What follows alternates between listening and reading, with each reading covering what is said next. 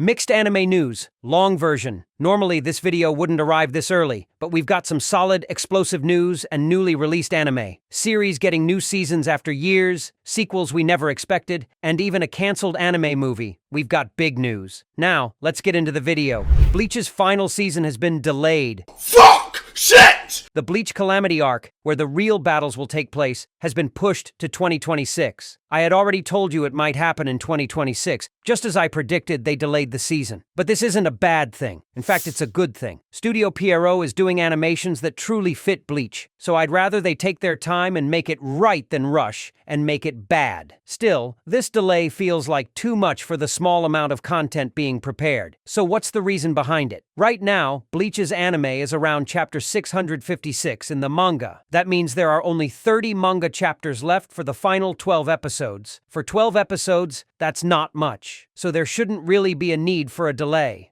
However, Kubo said that just like he did in the first 3 parts, he'll ADD extra scenes and events in the final part as well. Kubo said, in the 4th part, while watching the anime, you might feel like, wait, I've never seen this before, or this wasn't in the original manga. In fact, there will be entire episodes where people say, I've never seen this before. There was a lot of extra content in the first 3 parts. For example, the fights of the Zero Squad, who were pretty useless, were expanded. Senjumaru's Bankai was added as anime-only content. Ichigo's training at Irazu Sando was shown. Shunsui's Bankai was revealed. Uryu got way more screen time, which I thought was unnecessary, but hey, better than nothing. Renji got extra battle scenes. The Soul King still did nothing, but at least we got some nice scenes. Also, in the manga, Grimmjow's scene was really short, but it was extended in the anime. Kubo has been working with the team to add in the things he originally wanted to include in the manga's ending, but couldn't. So it's actually good they're taking their time and working comfortably with a wider schedule.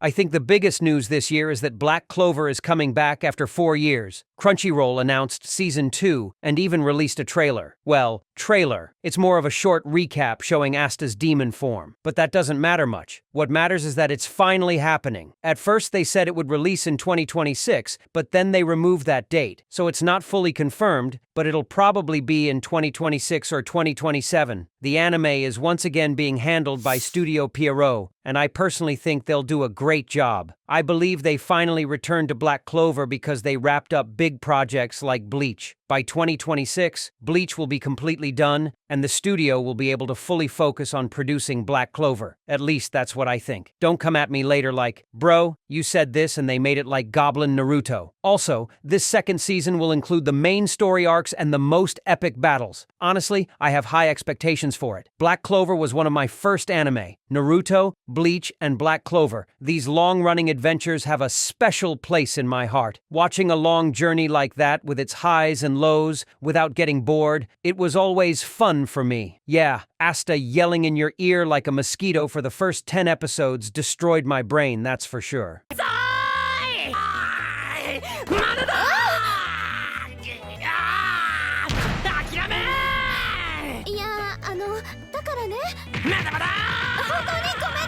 But still, Naruto left us a long time ago. Bleach is also ending next year, so there's not much left. That's why Black Clover returning is really great news. If you haven't watched it yet, and you can survive Asta's screaming for the first 10 episodes, you can start and catch up. Black Clover may not be a unique flavor, but it's like that classic taste you always loved as a kid. Cyberpunk Edgerunner's 10-episode 2nd season is coming. Yes, here's our new 10-episode Trauma. Let me tell you up front, the new story won't revolve around David. David died and will stay dead. The writer made that clear. The new season will be an independent story set in the same Night City as the first season. I don't think it will be as good as the first season, but the producers disagree. The new season will focus on themes of salvation, revenge, and atonement. The writer also said they're diving deeper into the dark side of Night City, making it feel more real, something completely different from the first season. Another unforgettable drama is coming. Honestly, this was an anime I never expected. Probably you didn't expect it either, because the first season ended well and a sequel wasn't expected. So maybe the producers thought to tell a different story in the same universe. As long as they do it well, I'm fine. They can tell 5 different stories if they want. The anime's release date isn't known yet. I think it'll be late 2026 or early 2027. My Neighbor Melik's second season is finally coming. The new season will release in April 2026. It's one of the animes I've been waiting for a long time. Now, putting this anime in a video with Black Clover and Bleach feels a bit out of place, I admit. If you watch romantic anime, you know that generally they either turn into harems or have stupid characters, absurd situations, and awkward accidents, or don't lead anywhere. But this anime has almost none of those. Both sides behave more like real people. They slowly open up and you feel like you're watching the beginning of a real relationship. It's a very relaxing and calm anime. Although not exactly the same, it gives a similar relaxed vibe to Call of the Night. That's why I separate it from other romantic anime. So yeah, I was waiting for it. Also, if you watch romantic anime, you'll probably love this anime. While we're on romantic anime, there's another romantic anime coming. I'll mention that and then move on to other news.